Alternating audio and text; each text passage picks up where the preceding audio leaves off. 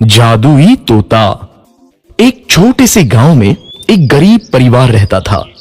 उस परिवार में रामू और उसकी बीवी सीता उसके बेटे चिंटू के साथ रहते थे।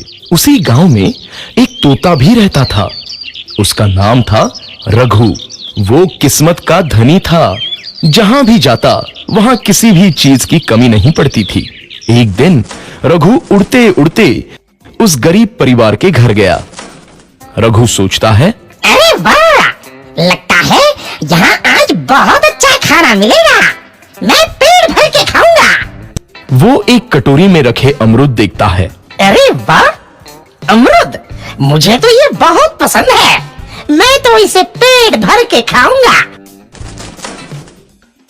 रघु तोता अमरूद खाने ही लगता है। तभी सीता रघु को अमरूद खाते देखती है तो गुस्सा हो जाती है और उसे वहां से भगा देती है।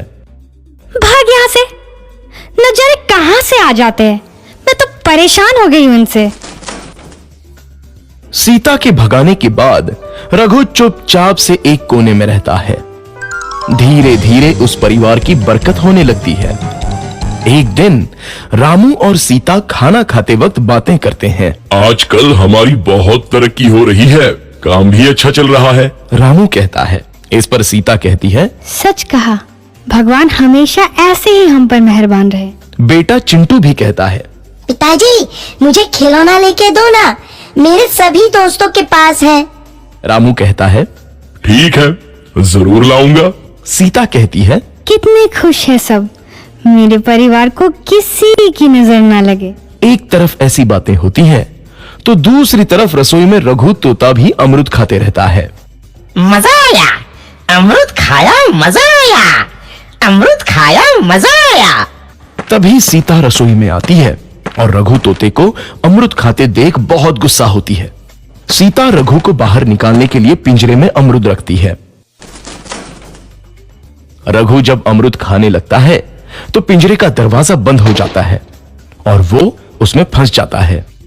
मुझे बाहर निकालो, मैं यहाँ फंस गया हूँ, मुझे बचाओ। अगले दिन सीता पिंजरा उठाकर बाहर दूर उस रघु को छोड़ देती है। रघु के जाते ही उनके घर आई बरकत धीरे धीरे कम हो जाती है। उन्हें बहुत घाटा होता है। सीता कहती है, ये क्या हो रहा है, अचानक इतना कैसे बदल गया? अभी तक तो सब कुछ अच्छा चल रहा था। रामू कहता है, लगता है भगवान हम पर रूठ गए हैं। चिंटू भी कहता है, लगता है अब मुझे खिलौने भी नहीं मिलेंगे। और वो रोने लगता है और बाहर चला जाता है। कुछ दिन बाद रघु तोता फिर से उस घर में आता है। वापस आया, मैं वापस आया, अब मैं जमकर अमरूद खाऊंगा। रघु सीधा रसोई घर में चला जाता है और अमरूद खाने लगता है। कुछ देर बाद सीता रसोई में आती है और रघु को देख कहती है, एक तो घर में पहले से इतनी दिक्कत चल रही है और ऊपर से ये तोता मुझे और परेशान कर रहा है। सीता रघु को वहां से भगा देती है। रघु उड़कर किसी कोने में छुप जाता है। कुछ दिन बाद धीरे धीरे उस घर की बरकत वापस आने लगती है। काम भी अच्छे से चलने लगता है। एक रात जब रघु तोता अमरूद खाने जाता है तो पिंजरे में फंस जाता है। ये लोग आखिर चाहते क्या हैं? एक तोते को शांति से अमरूद खाने क्यों नहीं देते? मैं कौन सा चोरी कर रहा हूँ? बस अमरूद ही तो खा रहा हूँ।